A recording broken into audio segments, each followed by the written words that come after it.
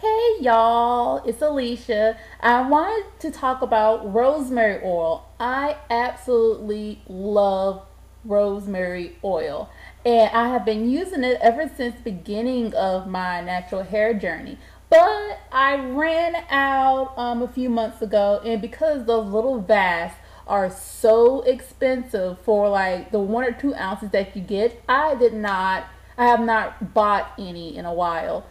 But then I don't know how I forgot, probably because I hardly ever go in our backyard, that the house that we're living in Hattiesburg has a rosemary bush out back. So I did a whole lot of research on rosemary and decided that I would make my own rosemary oil.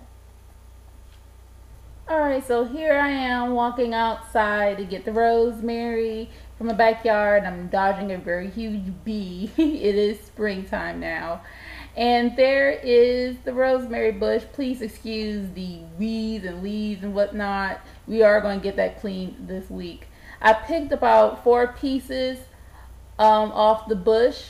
And there's the bee again. I'm trying to avoid not getting stung up. That's happened once before and don't really want that again. It's very unpleasant. All right, now I'm back inside, and what you're going to need is a glass jar. You're going to need, of course, your rosemary, and you're going to need an oil.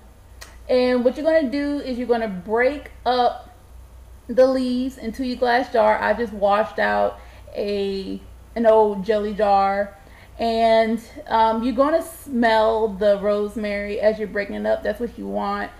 And it has a very strong pungent smell. I'm not sure if pungent is the word I'm looking for, but it's very strong. It's pleasant.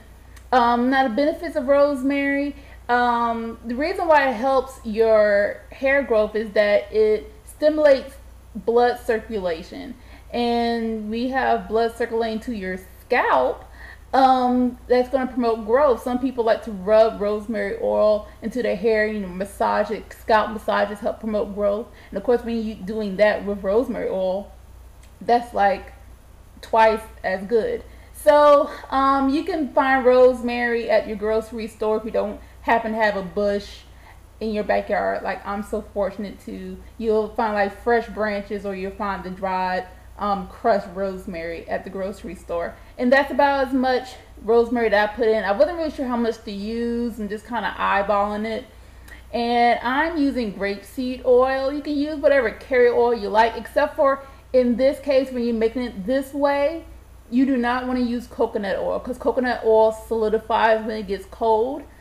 It's very temperature sensitive. So don't use coconut oil. If you want to use it, then you're going to want to actually buy the rosemary oil and just kind of add it to your rosemary as you put on your hair every day. So I did about 50% rosemary oil, 50% oil, and I'm going to put that in a cold, dark place in my house for 2 to 4 weeks, and then my rosemary oil will be ready. My homemade rosemary oil. I'll be back once I've used it for a while and let you know what I think. Until next time, stay blessed.